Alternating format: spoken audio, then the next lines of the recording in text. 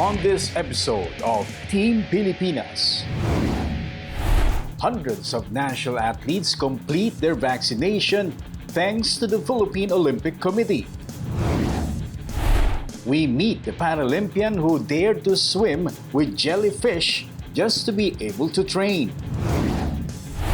We learn how the Philippine Sports Commission is preparing for the Tokyo Olympics. And we flip through the rich pages of Philippine sports history with the brand new living archive of Filipino Olympians.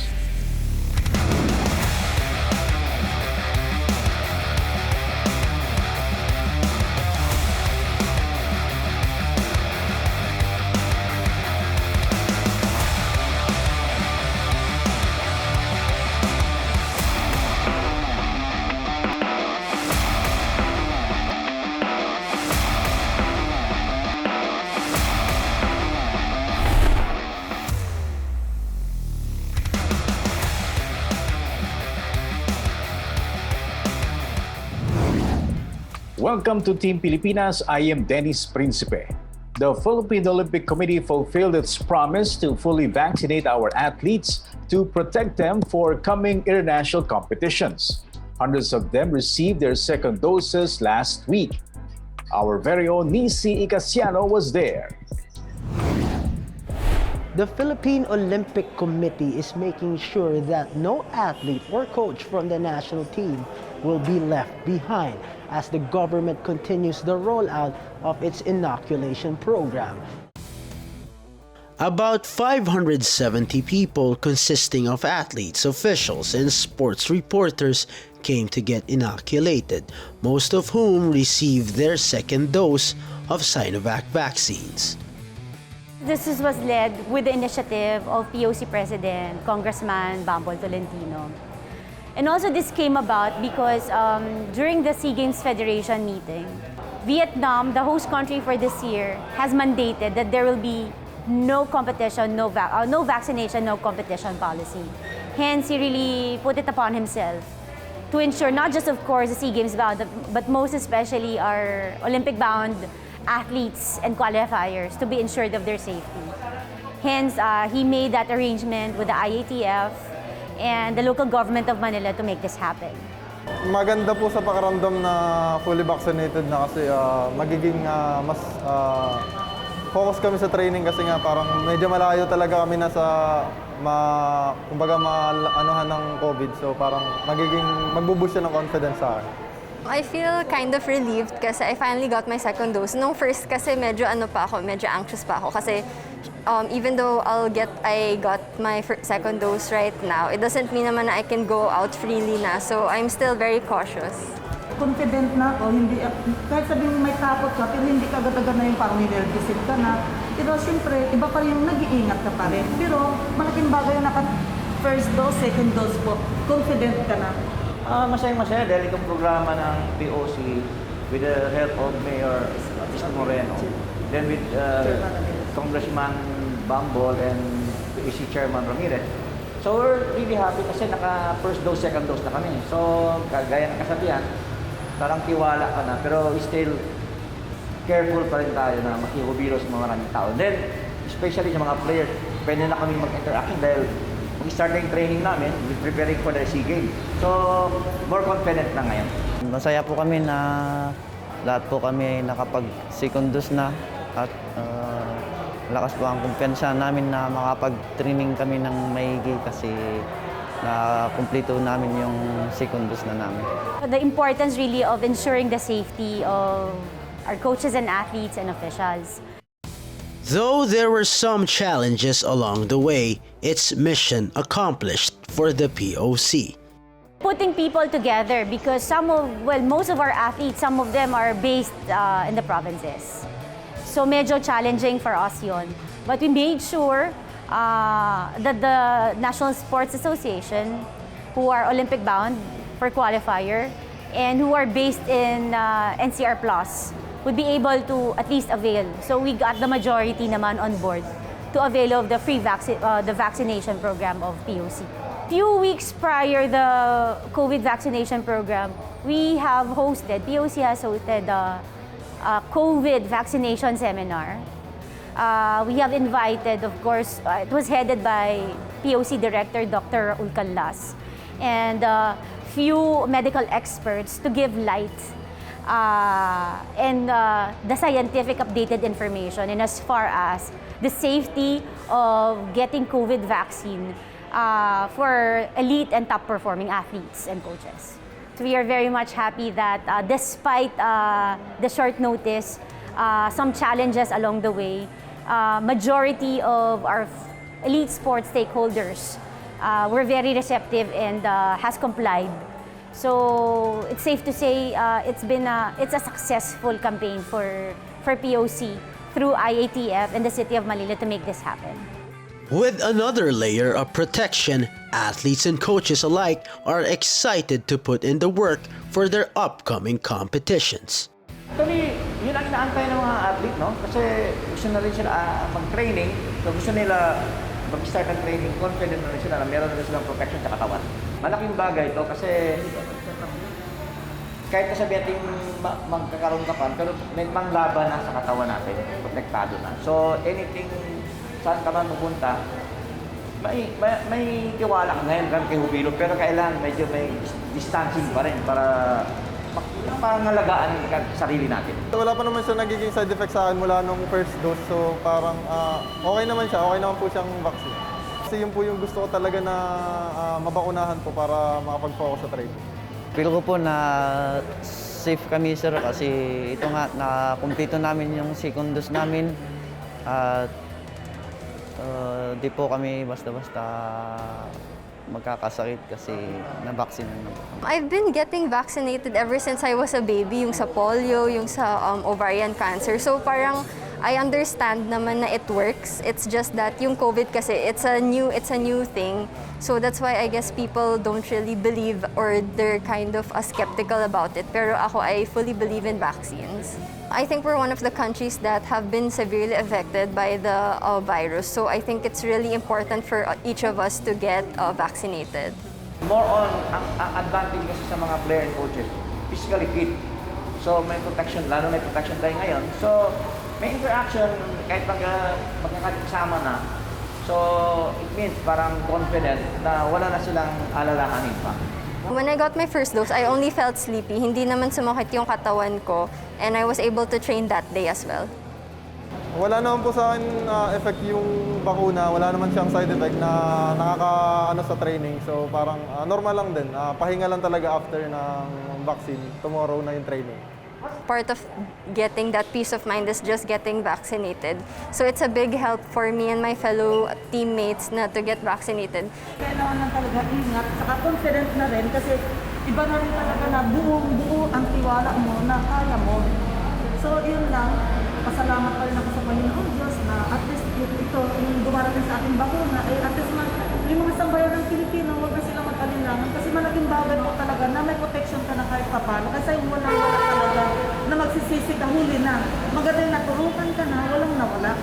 It is in the best interest of POC to ensure the safety of our athletes and coaches. So while there maraming challenges pa rin along the way, but if we were able to provide some semblance of protection, I think that's already a very good indication that successful naman, and we would sleep better at night knowing we did our part to ensure that the safety of our stakeholders are provided.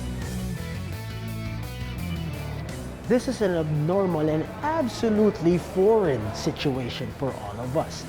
Be that as it may, the POC is intent on going that extra mile to protect our national athletes. I'm Nisi Casiano, and this is Team Pilipinas. We meet the Paralympian who dared to swim with jellyfish just to be able to train. We learn how the Philippine Sports Commission is preparing for the Tokyo Olympics. And we flip through the rich pages of Philippine sports history with the brand new living archive of Filipino Olympians.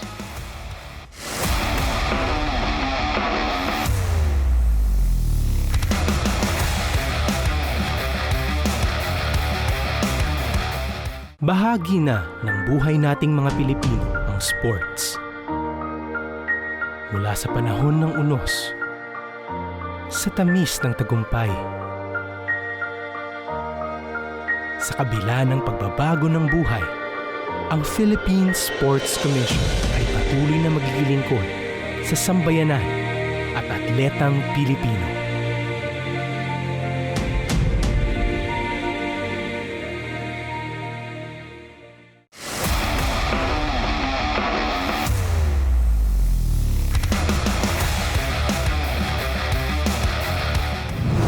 Pag-uusapan natin ang isang veteranong Paralympic swimmer at ang kanyang coach, si Ernie Gawilan at si Coach Tony Ong. Maraming nakakalimot na mag-iisang daang taon na nang maitatag ang Paralympic Games.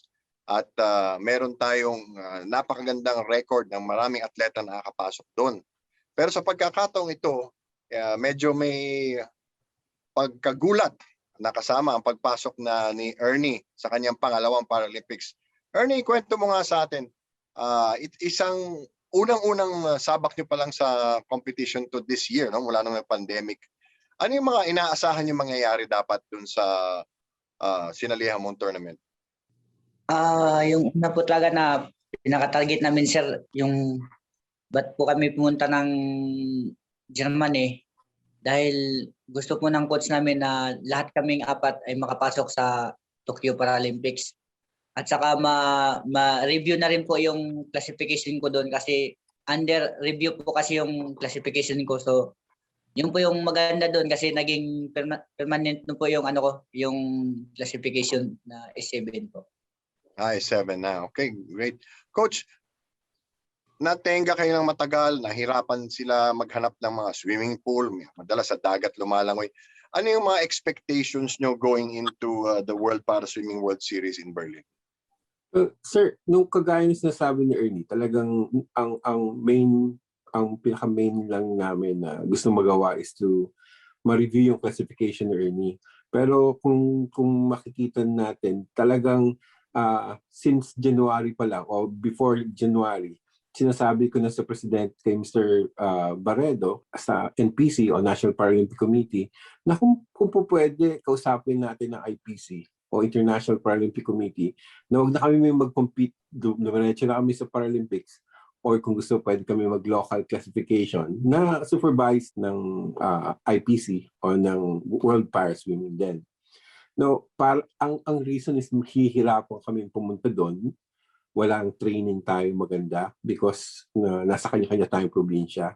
Magastos pag dinala sila dito, magagastosan pa yung Pilipinas o ang PSC kailangan pa mag-support ng malaki para doon. So madaming dapat i-consider at that time. Pero sinagot kami ng IPC o ng World Para Swimming, hindi po pwede, kailangan niyo pumunta sa isang event o sa isang World Championship o sa World Series. So, napilitan kami. Now, meron kami 3 weeks to train for that. Tapos, yun nga, talagang gusto namin to be classified, ma-classify as Ernie. Pero maganda naman at permanent na classification niya. And gusto namin iparating din sa World Para Swimming na active ang para swimming. Kaya dinala namin yung buong team din. Ernie, nung nakarating kayo sa Berlin, inaasahan mo ba na makakamedal ka? Di po, sir, di ko po inasahan na magkakamedal eh. Kasi ang mahirap pa po kasi doon, hindi po by class yung medal, sir, bali sa points po ng per athlete. Mahirap po kasi i-explain eh, pero si Coach Tony po kaya pong i-explain ni Coach Tony. So Coach, paano daw ang computation nun? Okay. Medyo masalimuot po yung kung paano siya yung point system. But ang pinakamadali hong isipin is bawat classification, kung gusto mo mataas na points, malapit ka dapat sa world record. So you know yung batayan doon na para mataas yung points mo. Now, laban-laban, ang sinasabi ko ni Ernie, laban-laban ko ng lahat ng class. From class S1 to S14. But definitely yung S1 and yung S14 is magkakaiba ng world record yun. So palapit sa world record. And then, dun malalaman ko sino 1 and 2 and 3. Pero nung nandun kami, mahabang kwento ko yun kasi hindi kami sumali sa finals. Hindi ko pinayagan sumali si Ernie sa finals, sa trials na sa umaga. Pero hindi pa rin naabutan yung time niya. So third place time pa rin talaga siya doon sa kung titimo sa overall. Okay. Now, Coach, what about the rest of the team? No, yung relay team ninyo and the other individual swimmers. Yun po. Kaya po tayo punta doon para makita nila active tayo. Because of the second swimmer, si Gary Bihino, naka-bipartite application po si Gary. And ang gusto lang natin parating sa WPS or sa World Para Swimming is active ang Philippine Swimming o ang Philippine Para Swimming is active sa na nagte-training para consider si Gary. Now, medyo mahirap lang because yung dalawang swimmer natin nahirapan na makuha yung minimum qualifying standard. But, nag-best time sila sa kanilang 100 free events. So, both athletes, si Arnel Aba and si Roland Sabido, nag-best time sa 100 freestyle event. Kaya lang talagang hindi na nakuha yung MQS. Now, just para natin malangoy or para magamit natin yung relay team, number 14 in the world or probably number 16 na ngayon, kailangan mag-qualify yung dalawa. Pero hindi natin nagawa. Kulang tayo talaga sa oras. Sayang. Given that there's only about 6 weeks or so left before the Olympics, may iba pa ba kayong pagkakataon para makahabol sa Paralympics? No, sir. I think masyadong too close and kailangan na lang siguro natin mag-concentrate sa dalawa muna. Sayang, but wala na tayong magagawa. It's too close to go to. Meron actually nag-email sila na meron pang isang meet. Pero hindi na, sir, hindi rin kami aabot without training. Sayang lang yung time para yun, quarantine ka 10 days, pupunta ka doon, tapos competition, nawawala yung training. So I think kailangan mag-training ng dalawa. Okay. Ernie, mabalikan natin yung personal history mo. Ano bang nakaakit sa'yo sa swimming? Dati po kasi, sir, nasa Our Lady of Victory, isang foundation po na nangangalaga po ng may mga kapansanan. Tapos doon po may ano po kasi sila doon, may beach resort po sila sa Samal Island. Kaya doon po una ako na engganyo mag-swimming po. Okay. Anong nakahiligan mo naman na para maging competitive swimmer? Kasi maraming tao, gaya ko, unang sport ko swimming. Pero hindi naman nila tinuloy-tuloy na maging competitive athlete sila.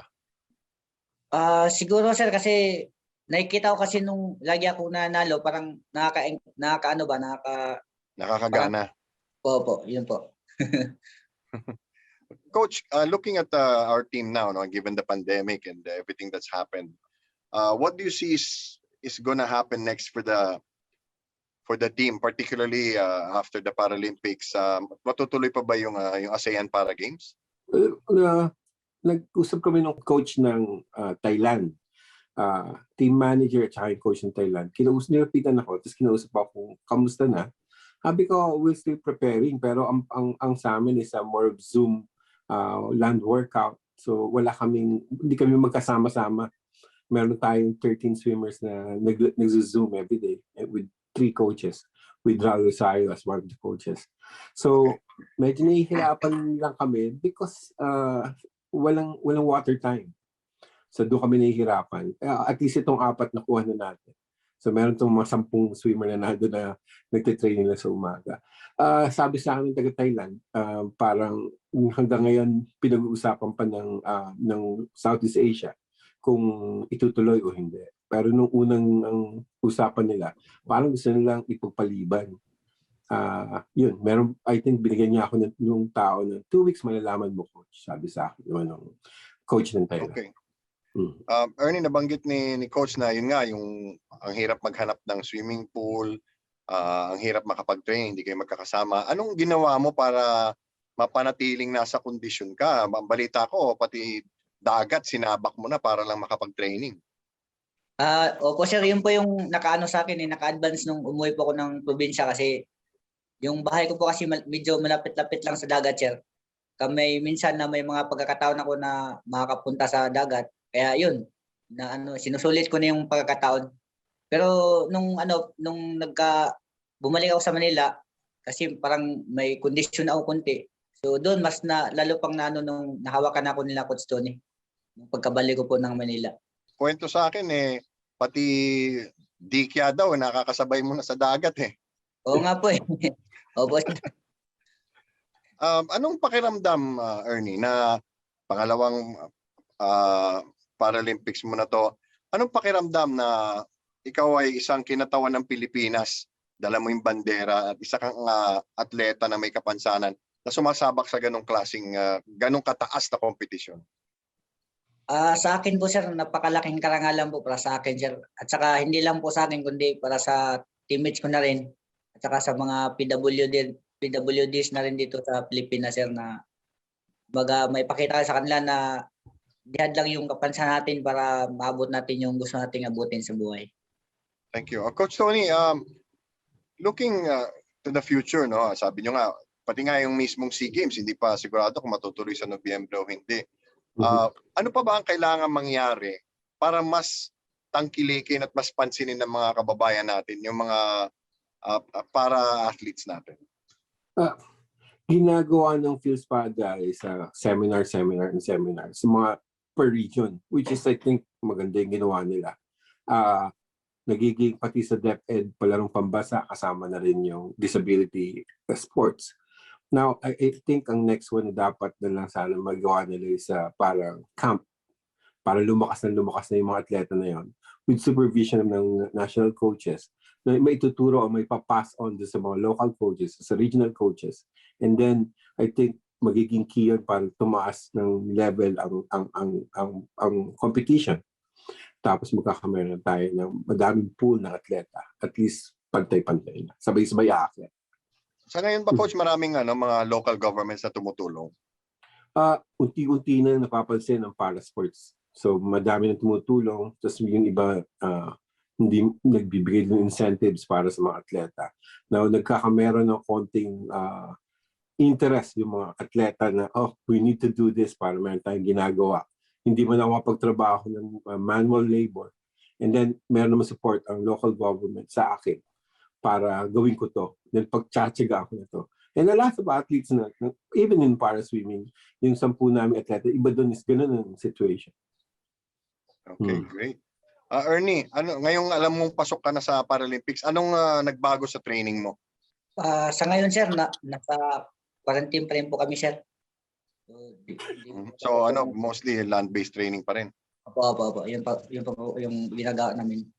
Sa event mo, sino mga mabibigat na kalaban? Halos taga-European po sir. Yung malalakas doon. Okay. Makasabay tayo. Okay, Coach Tony, what are Ernie's chances when you get to the Paralympics? I think kailangan talaga namin yung distance konti. Nung nag-uusap kami ni Coach Ral Rosario, going for Berlin, sinabi ko na sa kanya, ito lang kaya kong gawin. Like with these weeks, kailangan ko mag-speed and explosive. And then sabi niya, sige, subukan natin, tingnan natin. And then nung binibigyan ko naman siya na kung ano nangyayari sa meet, sabi niya, Ton, kailangan mo na siguro mag-distance tayo ng konti pagdating. Kasi namamatay yung mga bata. Pagdating ng 200, talaga makikita mo, pa 200, unti-unti nag-fade yung sila. So, yun, I think we need to, yung para-swimming will concentrate sa distance muna. And then babata lang ulit ng speed siguro 2 weeks or 3 weeks before. Okay. Thank you very much, Coach Tony Ong at Ernie Gawilan, ang ating two-time Paralympian sa swimming. Filipinos are not really known for their sense of history, but the Philippine Olympians Association has created a living archive of all Olympians so that we can all research, rediscover, and relive the most heroic moments of our athletes from the past. Boyet Season checked it out. On this episode of Team Pilipinas, we have 8-time Southeast Asian Games gold medalist, 3-time Olympian, and concurrently the head of the Philippine Olympians Association, Akiko Thompson Guevara. Akiko, thank you for joining us here on Team Pilipinas. Thank you, Boyet. It's so good to see you. So good to be here. Thank you for having me. Okay, Akiko, recently we got wind of a very, very special project that the Philippine Olympics Association is going to embark on. What is this online project all about? Well, boy, it's a passion project of ours, and it's a legacy thing. I really feel that it's a legacy project as well. It's so we're unveiling our website, and within our website is a section called the Living Archives of Olympians, which is basically a database documenting our participation in the Olympic Games. And this is something that we realized that wasn't available, and we had the information, and sayang lang, it's such a rich asset that can bring so much inspiration that we decided to, through the help, we're very grateful, Boyet, with the Filipino Olympic Committee and Milo, who made this possible, who believed in the project and is funding this project. Grateful, excited, and proud to be doing this. Just to backtrack a bit, what was the process of you coming up with this idea, and how did you and the rest of the membership get their heads together to make this project a reality? We were looking for some information on one of the Olympians. I just consolidating it alone and documenting it. So the IOC Museum was the one that gave us the database. So we had the database, but it's very based. Yeah, and obviously, whatever they give you is legit, but it's just basic information like event, year, games, yun lang. And so we wanted to just put it all together and beef it up. And we're saying living because we realize that every 2 or 4 years, this is going to need to be updated as new Olympians are made. But I realize, though, it's living in that, we've done the best possible job we can to document it. We got a journalist to help us with this, but it's not perfect. And so we also hope that making this accessible to the public, the people can also reach out to us if there is some information that we're missing or some corrections. We welcome it. It's really hard to find all the pictures for all the Olympians. We are having a hard time. We have a hard time, but I think it just makes it all easier for the public because this Boyet will be accessible to anyone and everyone. And I just hope that this is something that will just inspire more people. And I think more importantly, Boyet, though, these stories are so important. To keep these stories and document these stories and share these stories, because that's what gives pride. And Boyet, I'm seeing this database also. I'm seeing such fascinating information. Like, we have a 5-time Olympian, Martin Gison, from shooting. We have several brothers who were Olympians. There's one that 3 brothers were Olympians. We have, there's just all these. And then we have an Olympian, Boyet, who went to the games in judo and in wrestling. These kind of information we want to showcase and we want to share because sayang lang. I'm actually very interested about a lot of trivia of that nature because for a lot of people who are into sports, a lot of information are really lost in the annals of sporting history, simply because for us on our shores there was really not that much effort to keep, not collate, but keep all of this information to a central archive which everybody can access. And now with you guys there, you are now doing it. Such a wonderful endeavor. Bravo.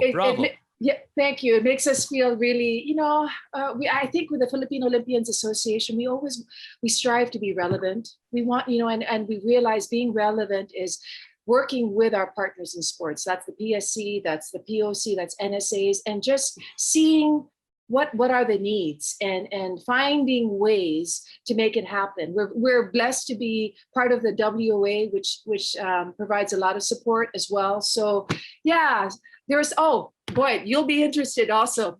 Did you know we participated in basque pelota in 2 Olympic Games? Really? Diba? Wow! Yeah! It's really fascinating. Okay, just as my final question, I know everybody will be very, very anticipative of how the website will come out. But do you think, Akiko, that Filipinos in general still have a strong sense of sports history? Sadly, I think not. Honestly, I mean, I think we forget a lot. But that's where the Hall of Fame awardings of the PSC comes into place. And yeah, I think a lot of, if you're not interested, I mean, and yeah, it wasn't really easily accessible and these stories are not being told a lot, then yeah, it can very easily just fade in the, you know, wherever. So yeah, I hope this will just make it up front, center. You want to know all about it, you know, and you might not find everything you need to know, but at least the general information is there and it's easy and accessible. Well, it's such a wonderful thing that you are launching this project on a Olympic year, on a year when the Olympics will actually go on as Thank advertised. God. Advertised. And just as a follow-up, how do you feel about the number of Olympians that have already qualified? I mean, it's a nice, diverse lineup of individuals that have already qualified. How are you feeling about this? What are your thoughts? Super excited for them. And also just grateful that they had this opportunity because there's a big chance that it could not have happened. And, you know, I feel for them because I know, you know, it comes every 4 years, but those 4 years, that's madugo, you know, and so people like Kaloy, people like Hidelin, you know, it's hard. These opportunities won't come again. And so I'm just grateful. It's okay. There's no spectators, but I think there will be spectators. But it's going to, you know, these Olympics will look very differently. But I think that's to be expected given the circumstances that we're faced. But I am super excited because I really believe, Boya, we have such a great chance of multiple medals at these games. And so many, can you believe in how many sports? Athletics, gymnastics, weightlifting, golf, skateboarding. Holy smokes. That's just like unbelievable. So I on that regard, I can't wait. Hopefully, it could be the year that it will be the year that we can really celebrate. Akiko Thompson, thank you very much for sharing your thoughts and your time with us. We wish you and the Philippine Olympians Association a lot on this forthcoming endeavor. Mabuhay ka, Akiko. Maraming salamat, Boyet. We learn how the Philippine Sports Commission is preparing for the Tokyo Olympics.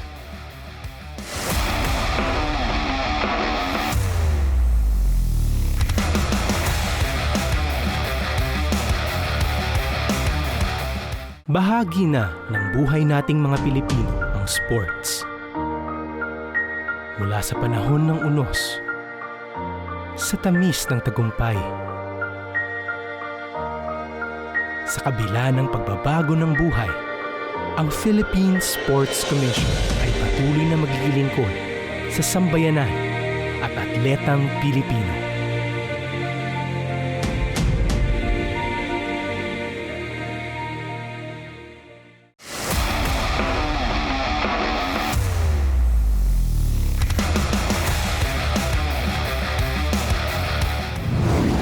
Welcome back to Team Pilipinas. Again, I'm Nisi Icasiano. SEA Games bronze medalist Kay Santos has made her return to the sport of long jump. but as she seeks to secure a spot on the national team for the biennial meet in Hanoi this year, Kay has enlisted a Filipina sports legend, none other than the queen of long jump in the Philippines, Elma Muros Posadas. Kay, welcome to Team Pilipinas, and we're glad to have you on the program today. Oh yes, thank you for inviting me. First and foremost, I would like to say welcome back to the sport. Yes, thank you so much. Last year, you made the decision to return to active competition after calling it quits in 2018. What made you come back? What was the driving force behind that decision? My reason for coming back is that noong 2019 SEA Games, medyo na-frustrate ako or I feel bad about the result of the long jump women na hindi nakapasok yung Philippines for the top 3. And also, yung may goal kasi ako before na hindi ko rin na-achieve, no? So I wanted to prove myself more na kaya ko pa, even though I'm a mom already, na hindi na nag-stop yung dream mo because you're a mom. So you need na kailangan mo pa rin na ituloy yung goal mo and to reach your goal kahit na mom ka na. You went on record and admitted that you felt tired and disappointed even before you made your decision to quit in 2018. Now, looking back, was it a decision necessary at that time in order for you to recuperate mentally, physically, and even emotionally? Or was there a tinge of regret because in that span, a lot could have happened? Yes, there's a big regret no sa pag-alis ko sa team ng 2018 because I could have done better ng 2019 if I pushed myself better. But yung regret na yun helped me to be a better mom, to be a better athlete today. Na yung lahat ng goal ko before na medyo na-frustrate ako or hindi ko nagawa, for now, mas better yung health ko, mentally, physically, emotionally, mas okay ako, I could say. Mas okay ako ngayon. If you don't mind, let's talk about your daughter. How is it different competing and training as a parent compared to a young and carefree athlete? When I was an athlete, yung wala akong anak, yung time ko is 100% nabibigay ko sa sarili ko. But compare now na as a mother, medyo hati na yung time. Pero yung determination kasi iba. My determination now is more than nung athlete ako na hindi pa ako mom. Na for now, I can say na mas determined ako to do better when it comes to life in general and into my sports. Iba yung kagustuhan ko na manalo. Not only for myself, but also for my son and for my family na. Of course, when you went through motherhood, there were certain changes physically and physiologically. Can you walk us through the process of getting back in shape and also be mentally prepared for the challenges ahead? I just want to share, no, when I gave birth to my son, 1 year or almost 2 years, it's really hard for me. Because yung process, being a mom, nagbago physically. Physically, nagbago yung katawan ko. Emotionally, nagbago ako. And one thing na hindi ko makakalimutan is that physically, ang hirap bumalik sa katawan ko dati. Kasi very fit ako dati. And then after nung nanganak ako, ang laki nung weight ko, ang laki ng weight ko. From 53 to 75 kilos. So talagang ang laki ng difference. So I've nag-struggle ako for 2 years. But after 2 years, 2019, bumalik ako sa sports. I gave my time na i-cherish yung moment with my son. Hindi ako nagmadali na to go back to sports because I know in myself na hindi pa ready yung katawan ko. And it's a struggle. But then, I gave myself a time na 2 years, okay, 2 years, full-time mom.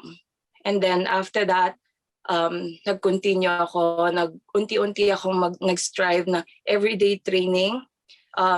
Pero gradual yun. Hindi ko binigla yung sarili ko as a mom kasi mahirap. Although sanay ako sa training ko na everyday intense, high intensity workout, nung naging mom ako, unti-unti, step by step yung progress ko. Like in any other sport, it will continue to progress with or without you. But how's the process of catching up from your end? Nanibago ka ba sa pagsampa mo ulit on the track?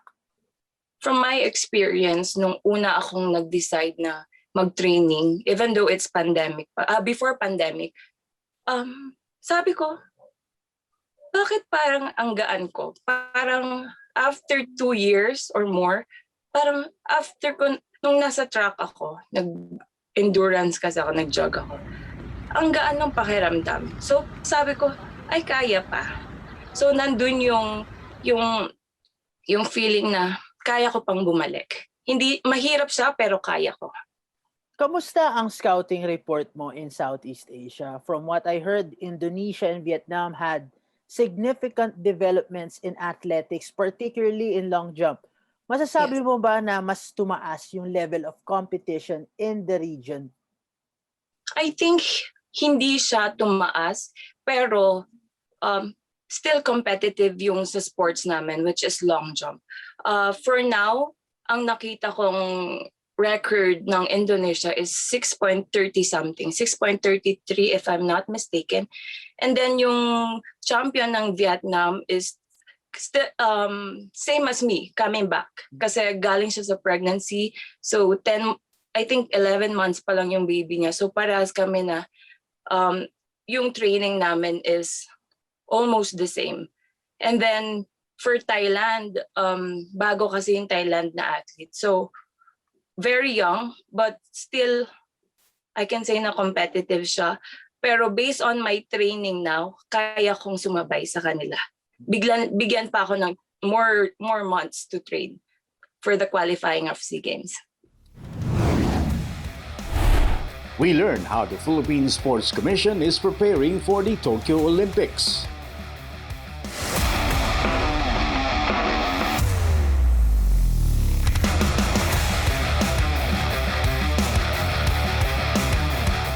Bahagi na ng buhay nating mga Pilipino ang sports. Mula sa panahon ng unos, sa tamis ng tagumpay, sa kabila ng pagbabago ng buhay, ang Philippine Sports Commission ay patuloy na magigilingkod sa sambayanan at atletang Pilipino.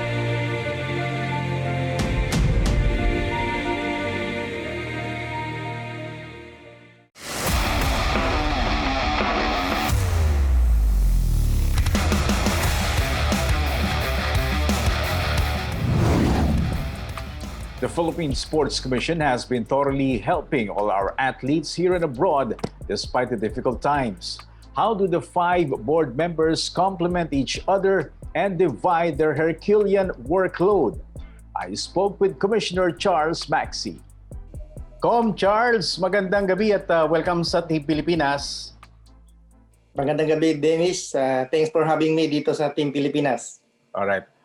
Right now, lahat ng mga kababayan natin, mga atleta nakatutok ngayon sa darating na Olympics. Ano na yung mga atleta, as in lahat, kahit na hindi nag-qualify, talaga namang tinututukan nila para magandang sumuporta sa ating mga kababayang Olympians. Right now, as far as the Philippine Sports Commission is concerned, on your end, kumusta naman yung ating preparations para sa Tokyo Olympics? Tuloy-tuloy, Dennis, at tayo'y natutuwa at marami-rami yung nag-qualify na. As of today, meron na tayo sigurong mga 15 qualifiers. Nasurpass na natin yung 2016 sa Rio. I think during that time, meron lang tayong 13 qualifiers. So, patuloy ang training ng ating mga atleta. Yung iba kasi nasa abroad, like Carlos Yolo, nasa Japan, at si Haydrin Diaz nasa Malaysia, si E.G. Obiena nasa Italy, at yung ating mga athletics na like Christina Nata sa US. So yung ating training, tuloy-tuloy din kasi wala namang sinasabi ang Tokyo na magka-cancel. Kasi as of today and as far as we are concerned sa PSC, tuloy ang Olympics at we are hoping na maganda yung ating showing dito sa gaganapin sa Tokyo Olympics. Honestly speaking sa inyo, sa grupo ninyo, no, sa ating agency, ano ba talagang pakiramdam natin? No? Although ako personally, based on the news na nakikita ko, talagang mukhang wala nang atrasan. Pero kayo ba, meron ba kayong mga plan B in terms of, tuloy o hindi, itong Olympics?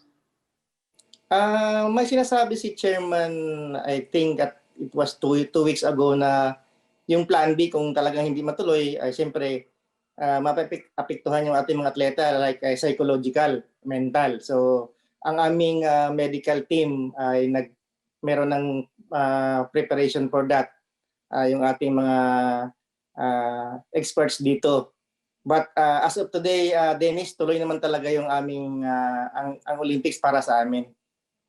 Alright. At during the pandemic, all the way up to early this year, medyo on and off nabubugbog yung PSC.